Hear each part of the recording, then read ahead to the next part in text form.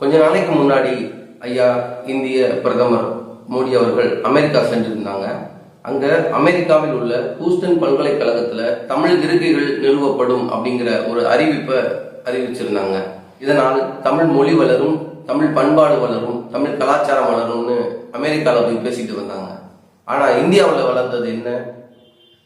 தமிழை உலகம் எங்கும் சென்று பெருமையாக பேசுகிற ஐயா பிரதமர் மோடி அவர்கள் இந்திய பாராளுமன்றத்துல மற்ற மொழிகளில் கல்வெட்டுகள் இருக்கும் பொழுது தமிழ் மொழியில் கல்வெட்டு வைக்காததற்கான காரணம் என்ன? தமிழுக்கும் தமிழர்களுக்கும் கொடுத்த அங்கீகாரம் தான் என்ன? ஒரே நாடு ஒரே தேர்தல் என்று அறிவிக்க துடிக்கிற இந்த பாரதிய ஜனதா கட்சி ஐயா மோடி அவர்கள் இந்தியாவின் ஆட்சி மொழியில் தமிழ் மொழியும் ஒன்று என்று அறிவிப்பீர்களா? நாணயத்தில் ரூபாய் தாள்களில் தமிழ் மொழியின் இடம் எத்தனை? 13ஆம் இடத்தில் இருக்கிறது.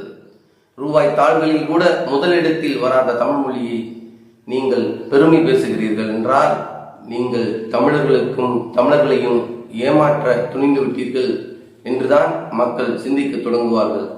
நீங்கள் தமிழர்களை ஏமாற்றுவதற்கு ஏதோ திட்டம் தீட்டுகிறீர்கள் என்றுதான் தமிழக மக்கள் நினைப்பார்கள்.